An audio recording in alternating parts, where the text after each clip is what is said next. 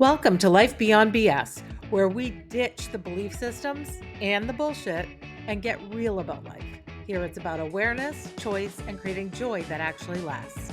No perfection, just honest talk and powerful change. I'm your host, Heather McNally, and let's get into it. Before we begin, a quick content warning. This episode includes discussion of suicidal ideation and suicide attempts. Please listen with care and honor your mental and emotional needs.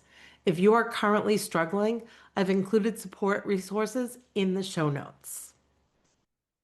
Hi, everybody. It's Heather, your host of the Life Beyond BS podcast. And I'm super, super excited today because I have a new friend. We met a few months ago, and this is our first time actually connecting, even via Zoom, but we've been messaging for quite some time. So let me tell you a little bit about my friend Amy. Her name is Amy Sad. She is an author, and basically, trauma tried to silence her. And writing this book is how she found her voice. Amy Sad is a U.S. Marine Corps veteran. Thank you for your service. Life coach and memoirist whose work is shaped by resilience, faith, and the search for belonging. After surviving trauma, loss, and profound life transitions, she returned to school in her late 50s to get her bachelor's degree and is currently pursuing her master's in psychology. Originally from Marina, California, and later Nebraska and Mississippi, Amy now makes her home in Cozumel, Mexico. Her writing blends honesty with hope, exploring themes of healing, identity, and cultural adaptation. Drawing from a life that spans military service, motherhood, academic achievement, and personal reinvention, Amy offers readers stories that are both deeply personal and universally human. Amy writes unflinching memoirs of survival and renewal, perfect for readers drawn to stories of hope after hardship. When she's not writing, Amy can be found near the sea, my favorite place, reflecting on the past while imagining new chapters of her life and work. That's so beautiful. Amy, thank you so much for being here. Well, thank you for having me. And I'm so excited to be here because, yes, as you said, we just finally got to connect in person, and I'm excited about that. Yeah, I was like, oh, let's do this. I want you to just tell us just a little bit more about who you are. What lights you up right now in your life? So, right now, I'm pretty much retired, and luckily, I have the choice to make my own decisions. Hmm. I am single, I live within my means so that if something comes up that I want to do, I can. I came a long way from being a little girl where you had to watch what you got at the grocery store. And if I want something, I can just go get it. So, living within my means, having a military pension, and that makes me able to work on me and be Hmm. myself. And right now, I just go day to day. I don't have a schedule. The most important thing I have to do every day is go out and get the eggs from the chickens. I love that. One of the things that I read in your book that I think is just so cool is that you live in your means, but you have abilities to do different things like make choices to go travel, but also to help others. Tell me why that's so important to you. Well, I think anybody who's done without really understands what it's like to be able to help somebody else. So I went home from the hospital to a literal barn, like the tack room of a barn. And my mother lived there as a single woman with me, the eighth child. I don't remember that, but our family talks about it. So growing up, I went door to door selling cookies, like, will you buy my cookies? Just to help pay the rent from the time I was a little kid. I got left on a roadside with fruit to sell. And so living here in Cozumel, I can see the highest of the high with the white condos and the people overlooking the sea with multi-million dollar homes. But yet, only 2 miles away, literally people are living in shacks with no running water, no inside toilets. And it just really gets to me like, okay, Amy, you have the means now to give back and to be the person that wasn't there for you.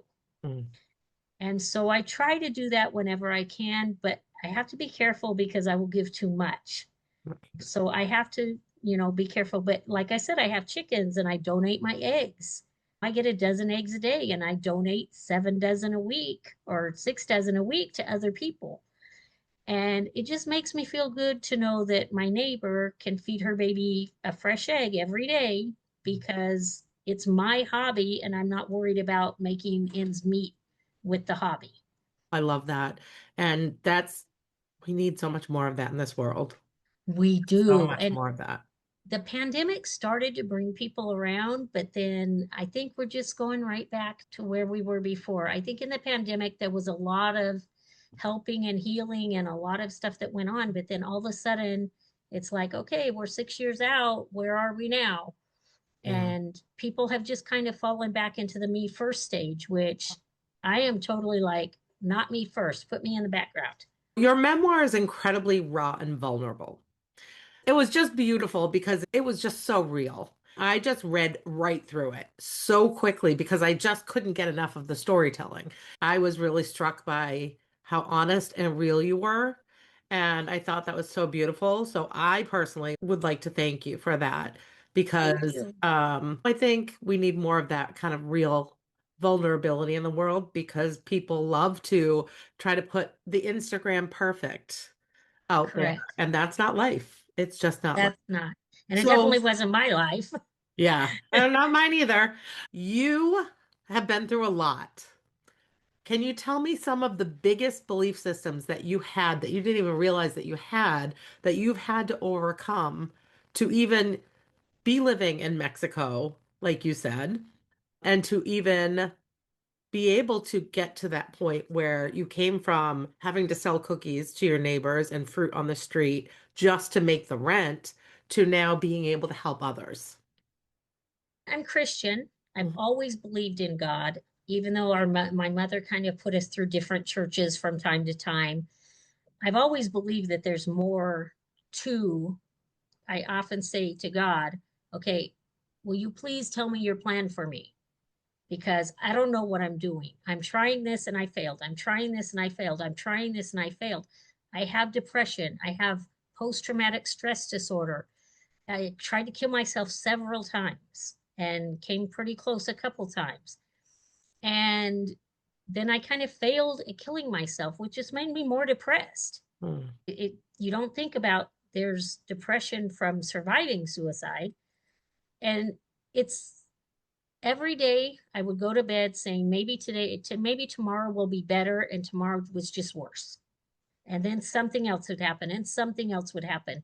And I was like, my life is a soap opera. This can't be happening. So many bad things to one person. And why? What did I do wrong in my past life or in this life? Like, God, please explain to me why I have to be the one to suffer. And every day the sun came up, whether I wanted it to or not. And the next day was there. And even though I didn't realize it, every time the same sun came up, I had a chance at a new day, mhm, but I still had my stuff from yesterday. And I had to learn to let go of the yesterdays. And I had to learn to let go of, like when I moved to Cozumel, I came with 2 suitcases. I had to learn to let go of, oh, I'm hoarding on to this item because I had it since I was 16 years old or whatever. I literally came with 2 suitcases and I had some boxes in a friend's closet in the US, which was paperwork you have to keep. mhm. And now I've been here 8 years and that paperwork got burned up in a bonfire last year. So all of that's gone. I brought my daughter's baby shoes. Mhm. I brought a mug that I used when I was in the Marine Corps. And I brought the picture of my baby that passed away. Those are the things that meant something. And when I started to pack up my life, there were a couple things I did. One thing that I would recommend to anybody who's thinking about moving to a different place, even if it's not a different country, is go out and ask your friends, hey, what do you like in my house? Like, what in my house makes you smile? And then load all that stuff up into a car and go dump it at all their houses. Mm. Because then you can go visit it. You don't have to let go of your past, but you can share it with somebody who it makes them happy. Yeah. And then And when you that's a go beautiful visit, gift. it is, and it's a gift to yourself because you don't have to throw it away and you can go visit it, but you don't have to keep a house. And then the other thing is just sitting down and being like, okay, I was suicidal. I did not want to be suicidal and then leave all this stuff for my kids to go through. Hmm. So I decided, what can I do to help my kids get through my death? Let's just get rid of everything. And the few things that I kept, well, then they would know that those things were important. Mhm. And so when I came to Mexico, and the reason I left the United States didn't have to do with politics, it didn't have to do really with money, it just had to do with I wasn't happy. And there was just too much BS going on in every part. And I just had things coming in here, here, here, here, here. I have the same pension right now I had in the US. Yes, financially, my rent is a lot cheaper than buying a house or anything. But the amount of stress that I get under every time I get off a plane into the US, it just bombards me. Mm. And I think if I could find a house like what I have right now in the US, like maybe a Hermitville somewhere, but it's not really. Now I'm in Mexico and I love Mexico. Mm. Yeah. And that's so beautiful because you've built a community there. You've helped the community there. You've become part of the community, which you talk about in the Absolutely. book. I And found the family, sorry, I found the no, yeah. family I didn't know I was looking for. Yeah. And my family of origin, my brothers and sisters, my aunts, uncles, whatever, there's a few of them that I love and would basically give the shirt off my back for. But this family would give their shirt off their back for me. Mm, And I've never had that before, ever. mm. And so when people talk about found family, they found me and they adopted me.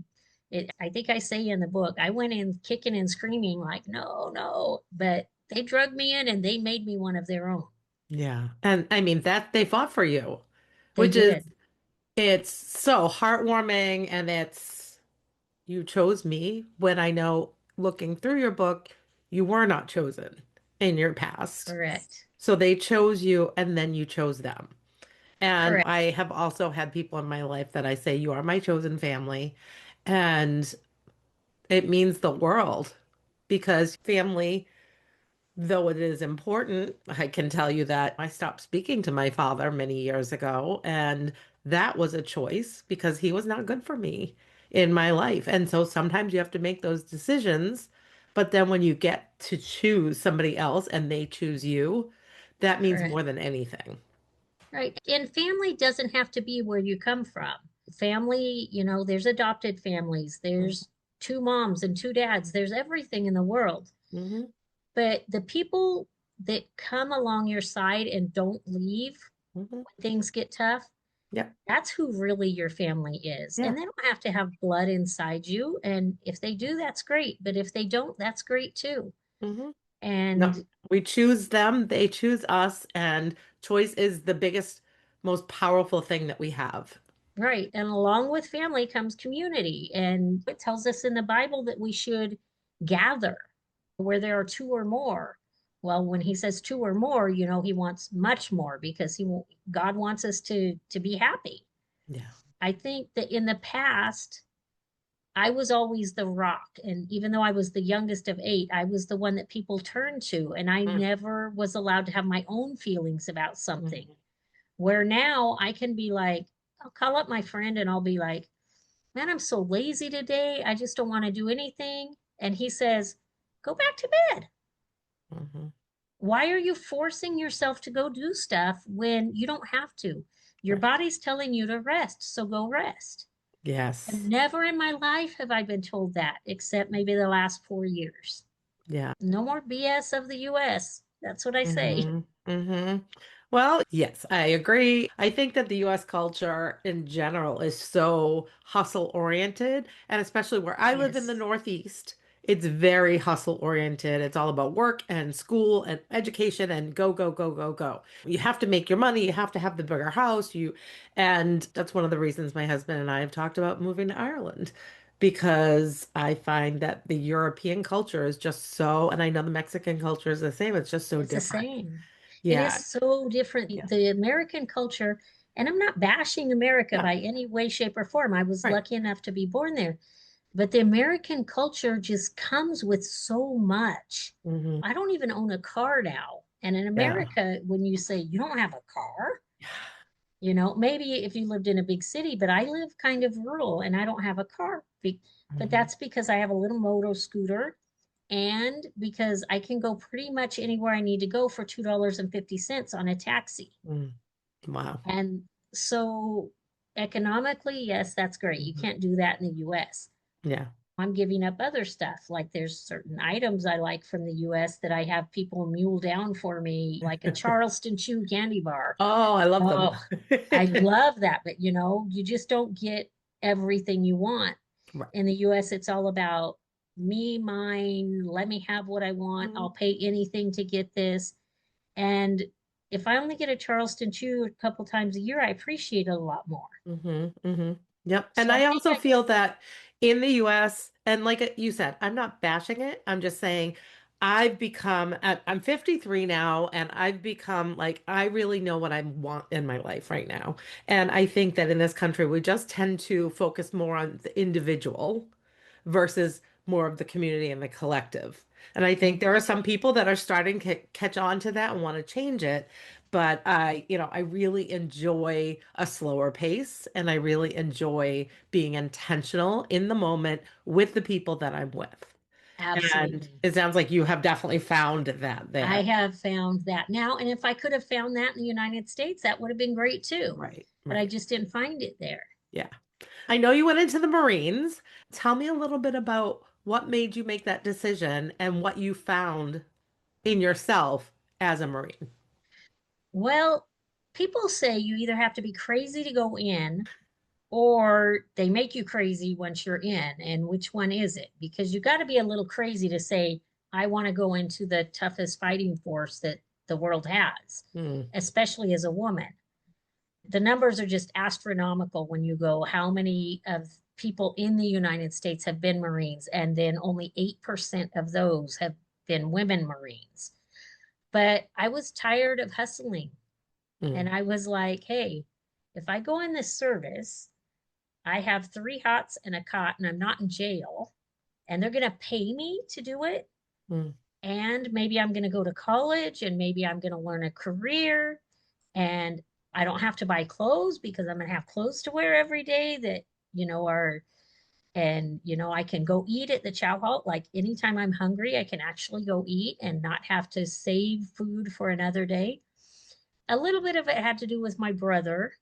My mom kind of sacrificed me for my brother because he had gotten into some trouble mhm, and he was in the Marine Corps, and so they gave him 30 days extra leave if he could get somebody to sign up for the Marine Corps. So I had been considering it, but boom, there it went. And I had to give up my life for the family in that moment so that my brother did not get in trouble. Looking back, if I knew then what I knew now, I probably wouldn't have gone in the Marine Corps. I probably would have gone into maybe the Air Force and had a better career and a better life. But that didn't happen. So I was really happy in the Marine Corps. I was just thrilled to be, like I said, I had food, I had clothing, I had instant camaraderie of friends. Boot camp was tough, but when those people come and they're up and you're screaming in your face, blah, blah, blah, blah, but you grew up with that, it's not so hard. mhm, And boot camp, the drill instructors do stuff that doesn't make sense. Like I'm trying to think of an example, but they'll just if something's out of place by half a centimeter, they will throw your whole cot and make everything filthy. Well, that wow, doesn't make sense. But I grew up with my mother, who also was a depressed person, not making sense to me. And mhm, so if one child did something, everybody got beat. That didn't make sense. If you didn't put your clothes in the laundry, then you wore dirty clothes for a week. That kind of made sense, but as a 6-year-old child, it really doesn't. So I got through boot camp pretty easy. I was disappointed that nobody came to see me graduate boot camp because it was a great honor to do so. Mm, But then I just went on with my career. Then here I am, like a few other times in my life, everything's going great, and the other shoe drops. And I was assaulted in the Marine Corps, and then it was covered up. And then I lost my career because of that, because they had to protect the other person. mm, And that's not in my book. It doesn't go into that because my book was written for me. mhm, It was not written about the perpetrators in my life. It was written for me. How did I feel through this and through that? And so, even though my book is very raw and has a lot of very honest parts, there's a lot that's held back mm, because it doesn't deserve part of my attention anymore. mm, mhm, I am healing. I'm not healed by any means, but I'm healing. And by healing myself, I've learned to not give the attention to the other people mhm, because I think we tend to get into counseling and we tend to rehash and rehash and rehash. And then you get a new counselor because that one went to a different place and you rehash with a new counselor. And it keeps you stuck in the rut. yes. Yes. And And I will say, so I agree. So I have done therapy, and I think therapy is a great thing. But I think that there's a couple things with it. One is sometimes you don't necessarily click with the right therapist right away. absolutely. And that can be hard. And I can say from my own experience, that was hard because if you don't have the right person and you've told all these raw things and then you have to go and start all over again, All you don't over. want to go. You don't want to have to keep talking about it. The other thing is, and I did take a brain science course that taught me that we have the reticular activating system in our brain. You put something in that. And so our subconscious is 95% of what we're doing in our lives is run by our subconscious.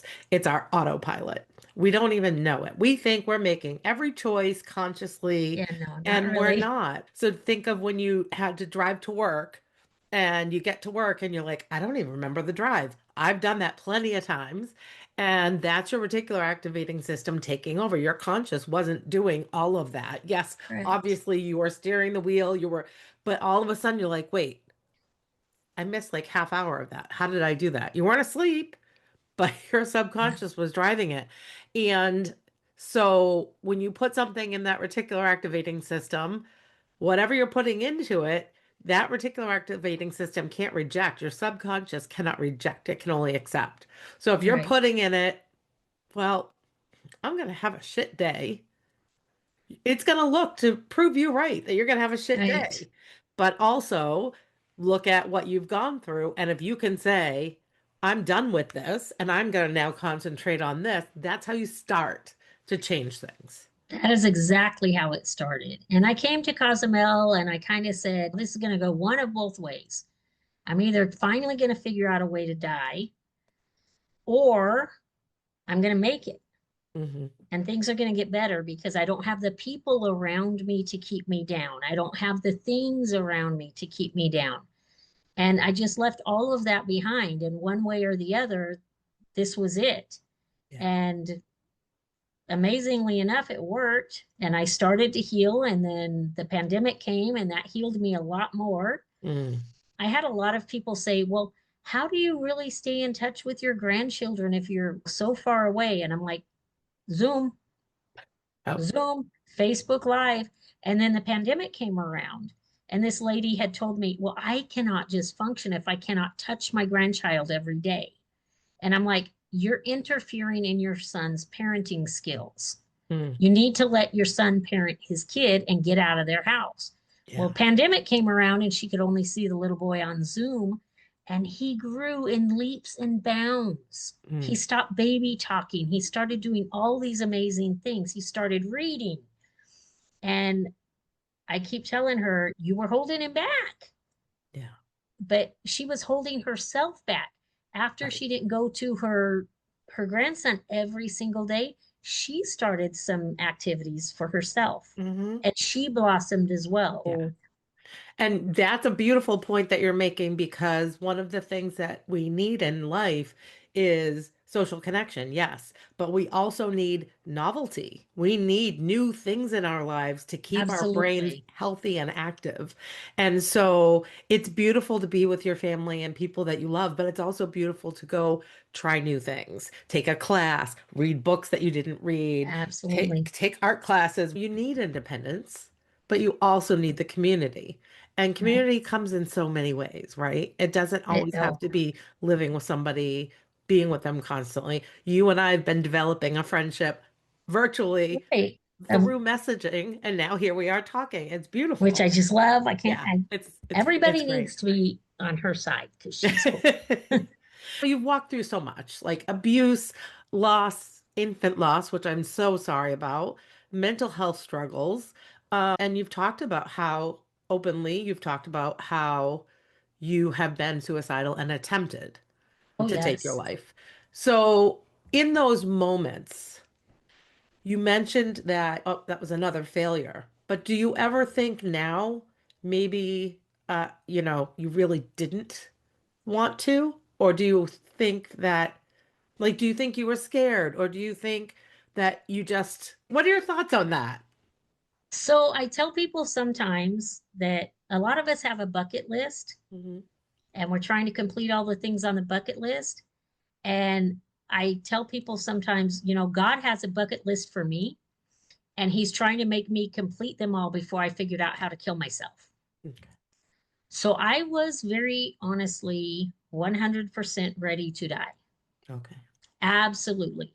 I even justified it in the way that if you had AIDS or if you have cancer, that some states allow you to take your own life. Hmm. Hmm. And if you are so miserable that you are suicidal time after time and you have complex traumatic post stress disorder, why are you not allowed to take your own life and Hmm. be done with it? Because all I could see in front of me was more years of suffering.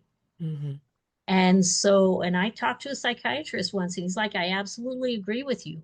They should allow it because it's very deep. And I went through, I don't know how many types of medicine to help with the depression. Now, I Hmm. do take one now and it works well, but I took probably 50 different ones before that, probably at least 30.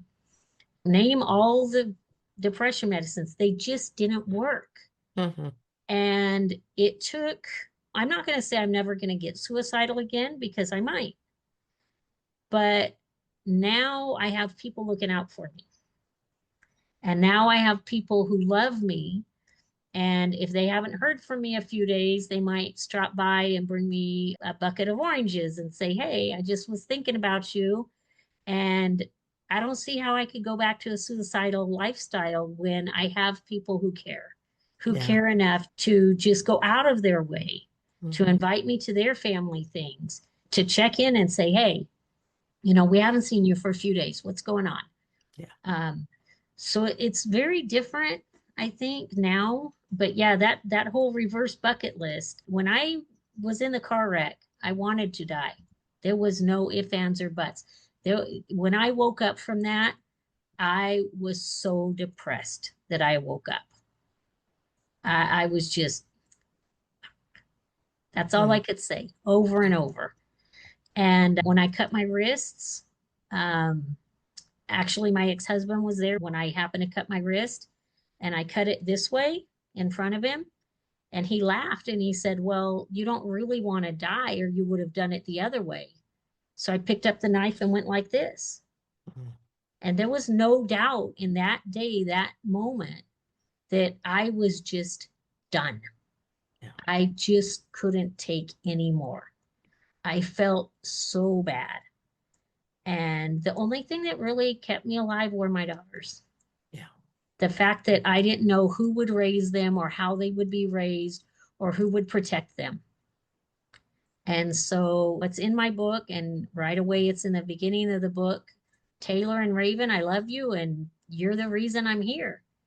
And now they're grown up and off on their own, and I am so proud of them. Yeah. Some things I went through, that they won't go through because they saw me go through it. Hmm. And that just makes me prouder. And I would go be that suicidal person again just to make them succeed. Yeah. You bring up so many different amazing points. One of them being, and we'll just touch on this really quick because I want to go on to your daughters too. First of all, I want to say I'm sorry that you had to feel these things and that you had to go through these things. I Thank you. have never myself attempted suicide, but I have been in the place where it was a very serious consideration for myself. And I've known other people, and it's people who don't have mental health struggles don't understand it.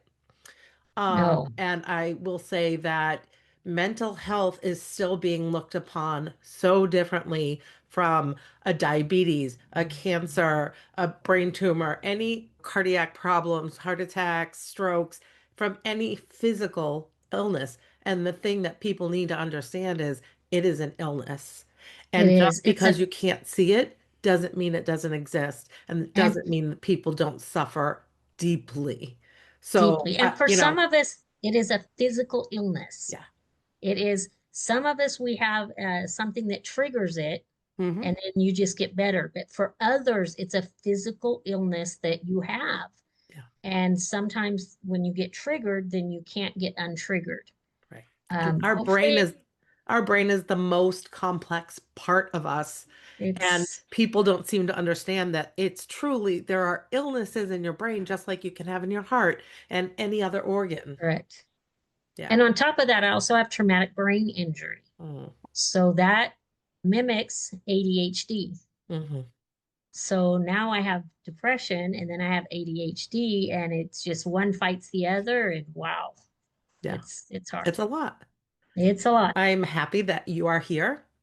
Thank I'm you. thrilled that you are I'm here happy I'm in here. And this that's something world. I changed. Yeah. And Something I changed is to that's so say, I'm beautiful. happy I'm alive. Yeah. Yeah. And your daughters have to be thrilled that you're alive. So let's talk a little bit about your daughters. Tell me a little bit about raising them and your choices in raising them based on your life experiences. Ooh. Well, when they were little in Hastings, Nebraska, there was actually a program that I called it like a watchdog program. It was something you could voluntarily enter so that your kids didn't get abused. Hmm. So they taught you how to parent. And all I knew about parenting was what I didn't want to do, Yeah. but I didn't know how to get to where I wanted to be. And if you ask my children, I was probably a really harsh parent. There were a lot of things I wish I could go back and do. But at the same time, I didn't have anybody to teach me. Hmm. And then I ended up being a single mom with two little girls and trying to make ends meet and working. At one time, I was working three jobs and not sleeping for like almost 6 months. I was just catnapping. So it was hard being a single mom. And then I did ended up getting remarried and he was abusive to me, but not the girls. Hmm. And so I protected them from ever knowing anything was wrong because I didn't want them to know there was a bad side of life. But that just made me more anxious and angry and walking on eggshells. Hmm. And so I I think my girls are who they are for the grace of God and their own will and their own grit. And thank God they survived me. Yeah. Well, they survived and And thrived they are thriving. also They are thriving. because of you. So take the credit for a I'll job well take a done as little bit, well. but God and them, God and them, they and you know I keep talking about God. I'm not really that religious of a person. I don't go to church, but He's That's there okay. all the time. One of my coaches, we were having a conversation because my thing is spirituality. I believe in the universe. I respect everybody else's opinions and what they believe 100%. But when I was talking to her, one of the things that she said to me that really clicked was, in her opinion, religion is ritual and this is spirituality. Right. I And for agree her with it's that. God. And so yeah, I now don't believe that everybody just because you talk about God is religious. Right. So, I agree yeah, with it's that. a spiritual thing, and for you, it's God, and I think that's a beautiful thing. And the thing is too, but it's God, but I also believe in these Mayan gods that are Hmm. around here now. And there's some other stuff that I've opened. I used to say it's only God and you have to believe in Jesus and blah, blah, blah. But now I'm like, you know what? Here's my theory on it. God created each and every one of us in his image, but with our own free will. And Hmm. he knew that he would have to reach you to come to him in a way that made sense for you and who you Right. were. So he made all these different religions so you could find your way to him no matter which one you believed in. If So we I could love the just, story that you told in the book about when you were able to do something for your daughter. You went right, and bought her the Louis Vuitton shoes. the So Louis talk Vuitton about that shoes, because I just thought it was so beautiful because you were able to do something solely for her, but at the same time it touched your heart so deeply. something absolutely outrageous. Nobody on this earth has any reason to own a $2,000 or $1,000 pair of shoes. Hmm. That's just ridiculous. That just shows the world. And I'm sure there's $10,000 shoes. I don't even want to fathom that. That could feed so many families. But when I sold my house in the US, I split the money with my kids. Each of us got a third. And then I decided to do something special for each of my children. And so one of my children, when she was younger, went to French class and she wanted to go to France, but then Harry Potter came out. And now she didn't want to go to France anymore. She wanted to go to England. So as a grown up, we decided to do both. And so she thought we were going to Selfridges, this really expensive store like Saks Fifth Avenue, Hmm. to buy a pair of socks because I was like, the only thing I can afford in this store is a pair of socks. And she was like, whatever. And then we found our way around to the fancy shoes. And I didn't know that they were like their own shoe store inside of another store. Okay. So there's all these little like salons of different shoe brands. So we go up on a different level. The socks are down on boring level, and we have Hmm. to go up to this other level. And I'm trying not to let her know what's going on. And, we've already spent a lot of money going to Paris, going to France. We're doing all this stuff. We got the VIP Harry Potter. Like, so we go to the store and I tell her, just go try them on. And she's like, I don't even want to. I know I can't have them.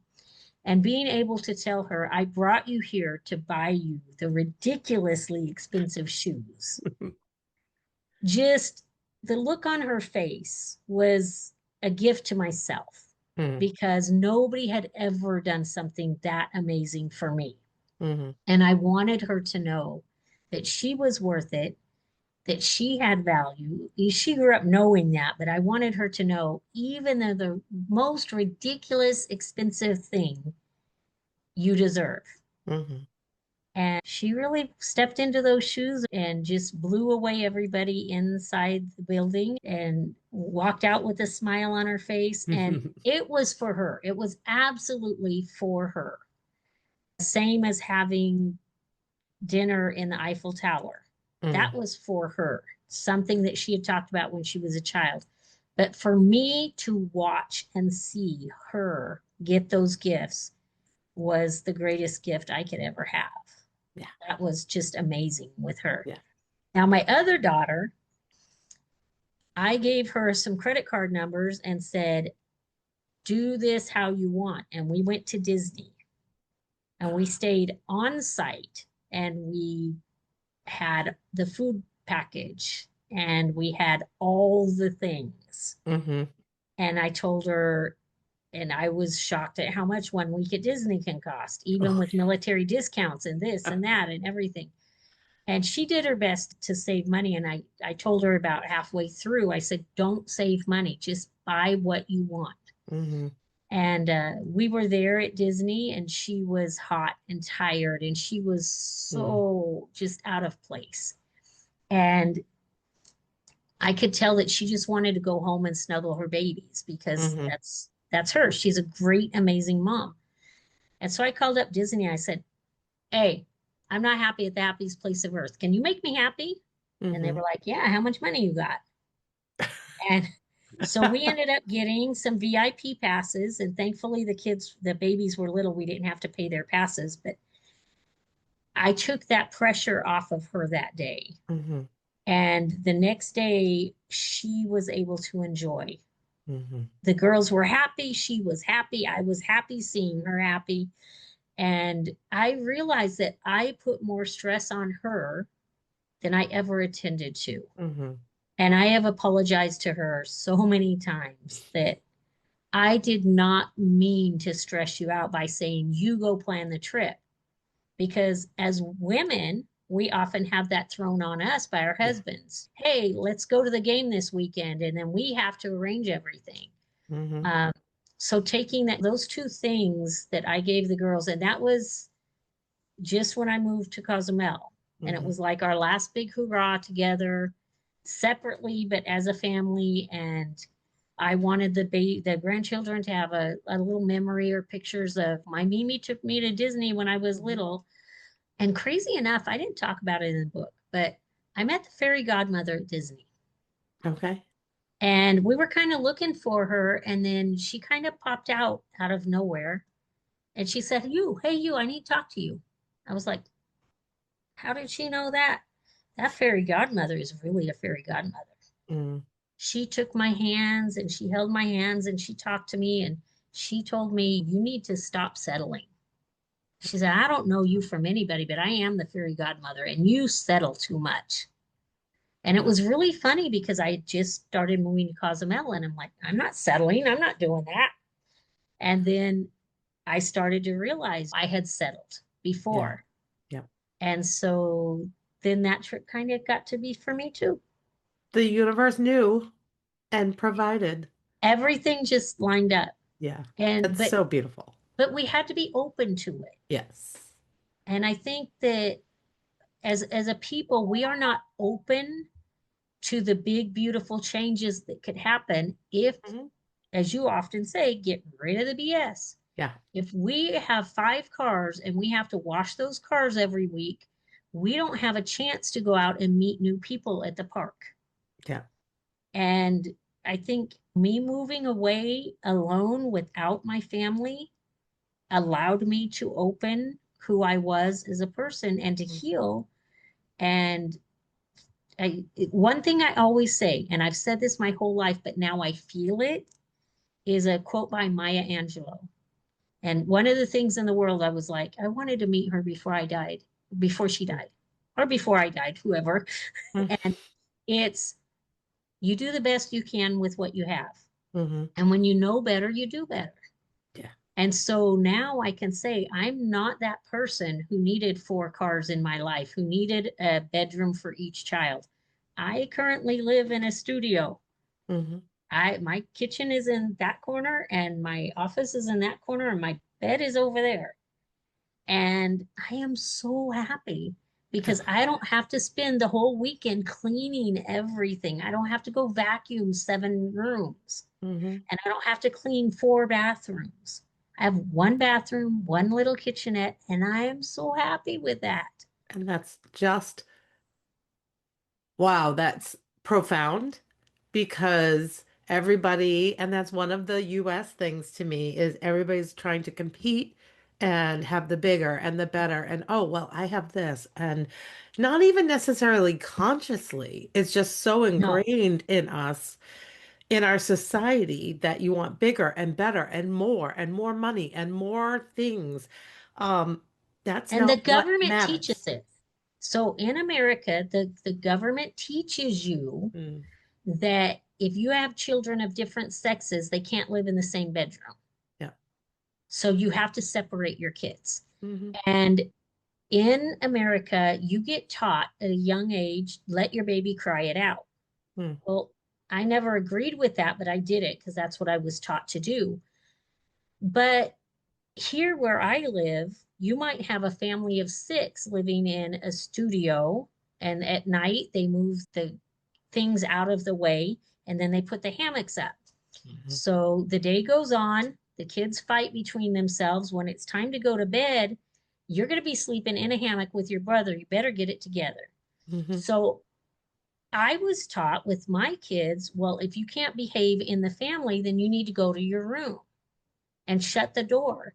And I said that one time to some Mexican families as we were talking, and they were like, "You what?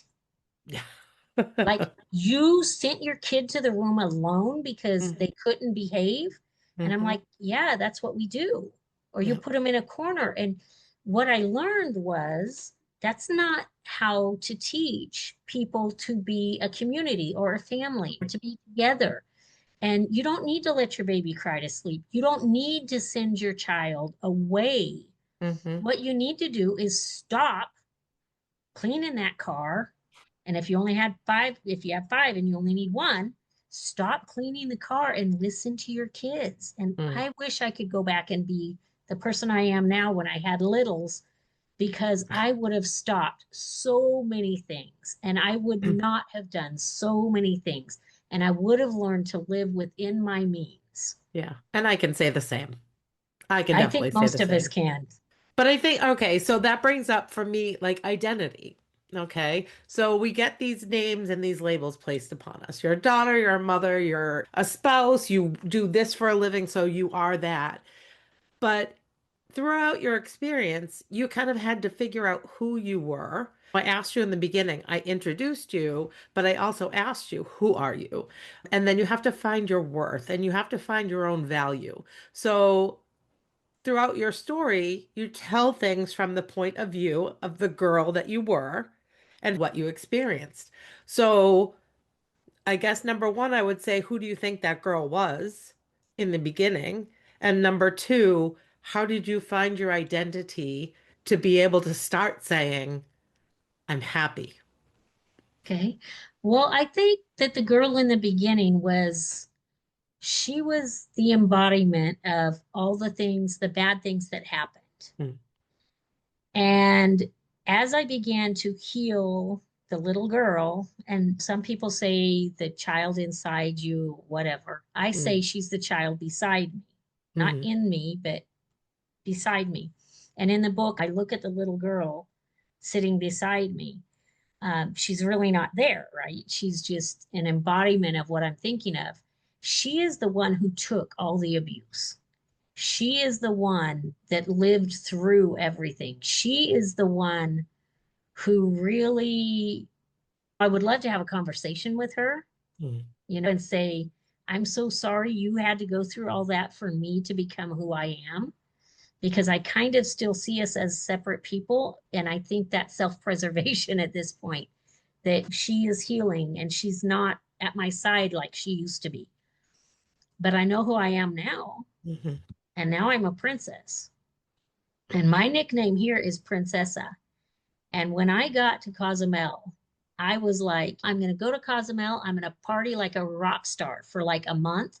Then I'm going to go to all these different places and I'm going to stay where my soul feels at rest. mhm, Or I'm going to kill myself before that happens.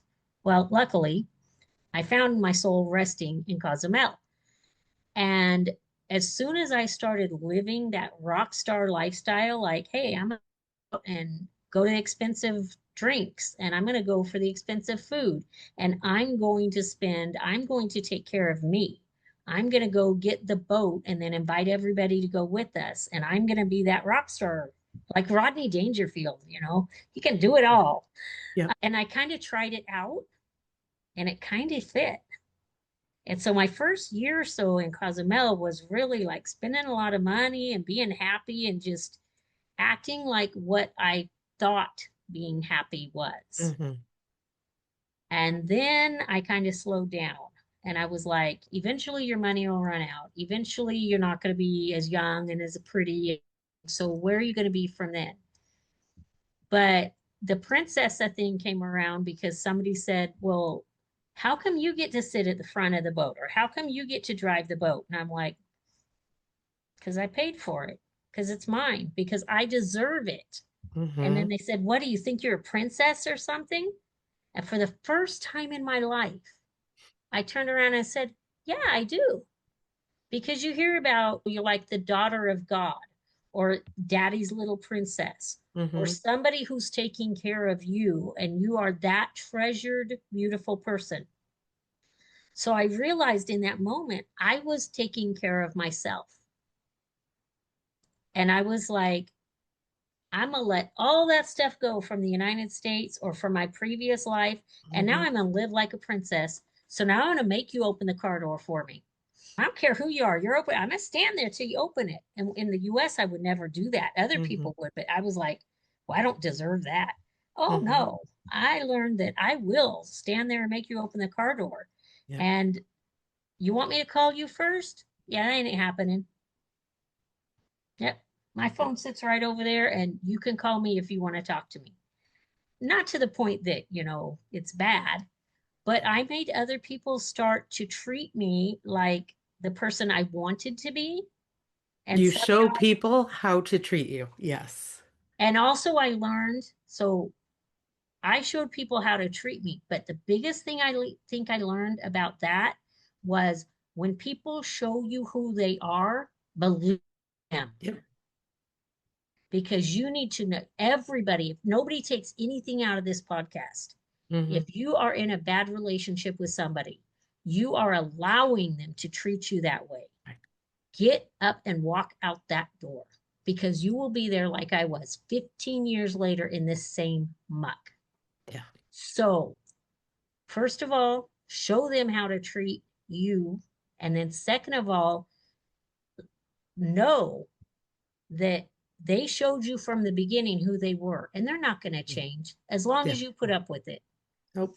And they're not going to change afterwards either, because the funniest thing ever is my ex-husband's newest ex-girlfriend bought my book and read it and then called me up to talk about it. Wow. And so we've been divorced 15 years and year and a half with this girl and all the same stuff. Yep. And I They're not told going her to that. change. Absolutely not. I told her that. I said, he's never going to change. And she's like, I know, I just hurt so much. I'm like, well, you're going to feel exactly the same in 10 years if you go Right. back to him. Actually, worse. Yeah. Probably worse. That's definitely a big thing is to start to trust your instincts, start to trust people when they tell you and show you who they are, Yes. and that a feeling can be a fleeting thing. And Oh, so absolutely. one of the things is that our feelings cause us to behave in certain ways. So when you do something based on a feeling, especially if it's an impulse, you do something and now you have your action and you have results based on your action. And if you're not happy with that action and that result, you need to go back and look at why you did what you did. What were you feeling? Exactly. What were you thinking in the moment? Yep. And so, yes, you can walk away from a relationship really hurt because you poured yourself into it, but stop and take a breath because the stopping and taking a breath and letting go of the feeling maybe a little bit, that's why I love to say, if I really want something, I get really excited. I'm like, oh, I want to get that. I'm going to go on Oh, Amazon or I'm going to go here and get it. I'm going to run out right now. I get the bee in the bonnet. I have to have it. And then absolutely. I got to the point where I was like, you know what? I'm going to sleep on it because tomorrow I'm going to wake up feeling differently. How many times have you gotten like upset about something, slept on it, and woke up the next day like, I can't believe I said that, or I can't believe I did that? When you're feeling something, you need to take a break. Even Right. if it's 10 minutes and breathe, walk away, do something Do something, because break that feelings emotional. are fleeting. And a lot of that is trauma bond. Oh, yes. So you're trying to heal your trauma. And I learned this by going to school. And I was like, oh, that's why I do that. Yeah. But we're trying to heal our trauma. And in the US, again, we are, we need everything right away. Mhm. We can't wait 5 years to save up the money to buy the brand new car. We're going to buy it now on payments. Yeah.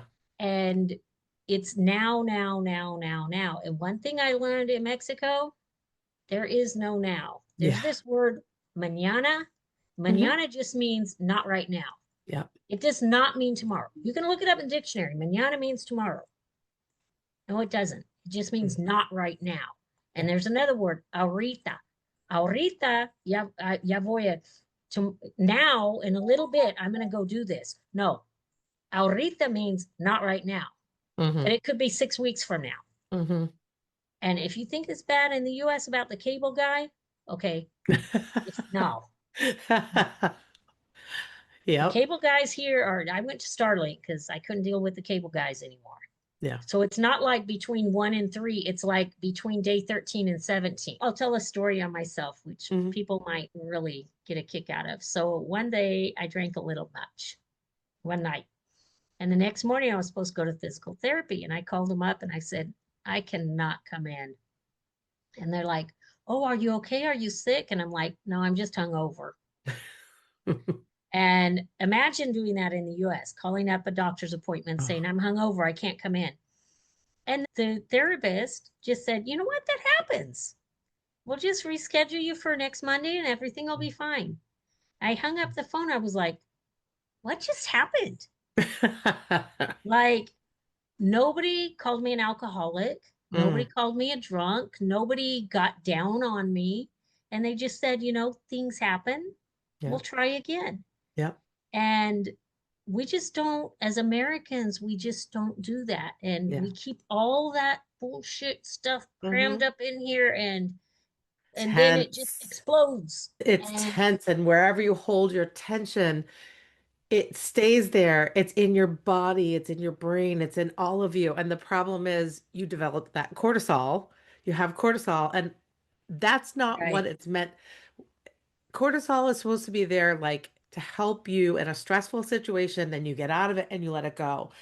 We don't do that, at least here in the US. No. We hold it, we hold it, we hold it. And the next thing you know, your whole upper back hurts, your shoulders hurt, your jaw is clenched all the time, your neck hurts. And it's bad for your body. It's so bad for your It is. body. There's the book, Body Keeps Yeah. the Score, and it really does. I love that book. I've Yep. given it to so many people. Yeah. Yep. It's true. I want people to get your book. I'm going to be putting the links and everything I inside appreciate that. our Thank show you. notes because it was such a great read. It was, there were moments that I was just so upset. There were moments that I was so happy. I mean, everything that you've gone through, and here you are sitting, smiling, talking to me, living your Right. life and saying, I'm happy. And I that am. is the most beautiful end result of this. Though, of course, people are going to see glimpses of what you've been through. And that's where you have taken your pain and turned it into purpose, not only with your daughters, but with your community, with other people sharing your stories, trying to Mm. make an impact. So, what keeps you hopeful right now? What keeps me hopeful? Well, I need to make enough money on the book to pay what I owed to create it. I just try to enjoy every day. I'm working towards my master's degree. If I get in a car wreck and pass away unexpectedly tomorrow, I know that I'm working towards something. Mhm. What I live on now is that you don't have to stay broken. Like, absolutely. You have the right, you have the ability to heal yourself Mhm. and to bring and heal others. And just because you came from a broken place, I came from the worst, horrible, broken place, Mhm. doesn't mean I have to stay there anymore. So the hope is that I will eventually have even more great things. I like to travel. I've already put my foot in every state of Mexico. Nice. I've gone and experienced things that people never would get to experience in their life, like the migration of the butterflies, the migration of the whales, Mhm. jumping out of an airplane, and just things that you don't realize are so big, but I do right now in the moment, Mhm. like being able to go with my family to a small town and watch all of the preparations for a big festival, Mhm. just and watching everybody do something. And there was this older lady, probably 80 or older, that just came with this turkey. And she had the turkey and she was bringing the live turkey so slow. Mhm. And somebody finally ran over and helped her. And that was her contribution. She didn't have much, but she had a turkey in her backyard. And people came with whatever they had. Yeah. And it was so beautiful. Reminds me of the story Stone Soup, but it was so Yeah. beautiful to see people just to be part of a community. And what Mhm. keeps me in hope is I want to continue to be part of my community here, I want to see the little ones in our family grow up here. I hope someday my grandchildren will get to come visit me here and see things. But it's just the sun comes up Yeah. Yeah. every day. That's so beautiful. You're not looking for any outs anymore. Right. Yeah. And that's a big thing too, is I think Yes. in the US we look for happiness instead of letting it Mm. just come. Yep. Because it is true that is the journey. It's the moments of someone bringing a turkey because that's what she had. And I'm sure she was crazy proud to bring that turkey. Oh, she And when was. you She said was. people will check on you and bring you some oranges, sometimes it's like, oh, well, I have to bring this big gift or I have to do something huge or else why Oh, bother? Just checking in on somebody with a text sometimes, oh, bringing them absolutely. oranges, bringing a turkey because Just that's say, what you hey, have. hey, I'm thinking of you. Yeah. Sometimes you don't know what that message will mean to somebody, even Yeah. if they're not depressed or not Yep. suicidal, but just Yeah. to say, hey, I'm thinking of you, Yep. really can bring somebody a long way. And a smile to a stranger. Oh, Yeah. absolutely. I'm doing that So, all the time. yeah, what would you say to the girl that you have said is alongside you sometimes? What would you say to her now? Don't give up. Mm, You're going to make it. I love that. I love that. You and I'll say So, that to every woman in an abusive or relationship, every child that's being abused today, yeah, don't give up. yeah. You are here for a reason. We don't know what it is, Hmm. but you're going to make it. It'll reveal itself. It will You just come. have to be out looking for it, letting yourself be open, like you mentioned. Yes, be Yourself be open. open.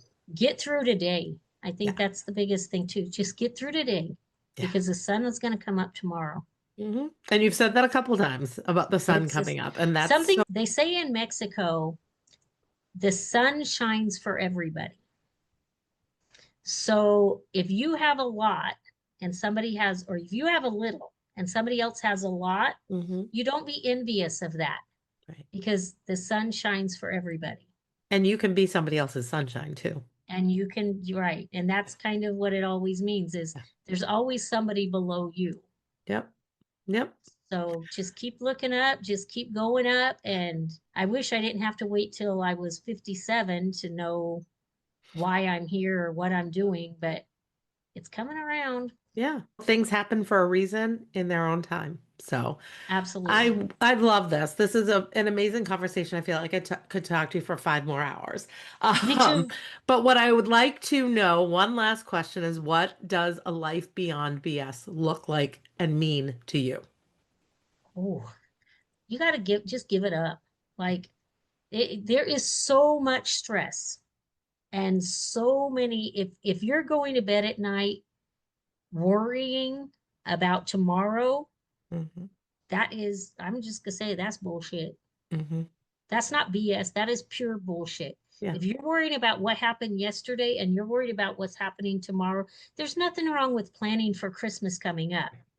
But we don't have to buy 50 things. Right. My Christmas thing, something you want, something you need, something to wear, and something to read. And Hmm. that's it.